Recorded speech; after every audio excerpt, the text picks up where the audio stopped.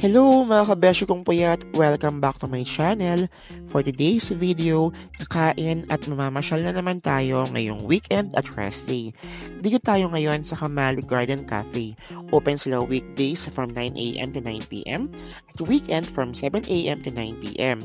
Pagpasok mo pa lang, hindi mo aakalain na may ganitong garden setup na cafe within the metro.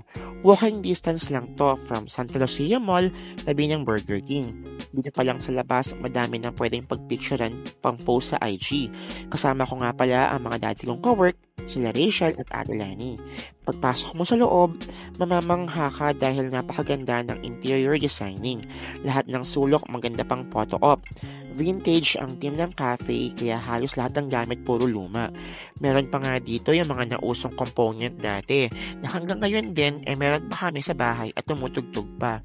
Nung una kong punta dito meron nga silang only breakfast buffet pero nahinto na pala noong December 2023. Pati hanggang ceiling maganda at punong-puno ng design. Pagdating naman sa food, meron silang iba't ibang starter, sandwiches, salads, pasta, all-day breakfast, at pati mga ulam not only for solo but also for sharing. For drinks, they offer coffee and juices. Nag-range nga pala ng 200 and up ang pricing nila, nasulat din naman kasi masarap. Umorder nga pala kami ng beef tapa nachos, ang aking favorite at silog, ang specialty nila na pansit kamalig na may halong pork and shrimp as toppings. At syempre, salted caramel iced coffee. Air-conditioned din pala itong loob pero kung gusto mo ng fresh air, meron din silang alfresco area pero bawal ang yoso dito. Vape lang ang pwede.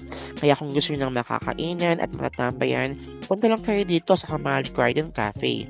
Ayan, nagalaro na naman siya ng ganda-gandahan. Sure! Shoutout nga pala sa aking QA friend na si Tyra na lagi nanonood ng aking vlog.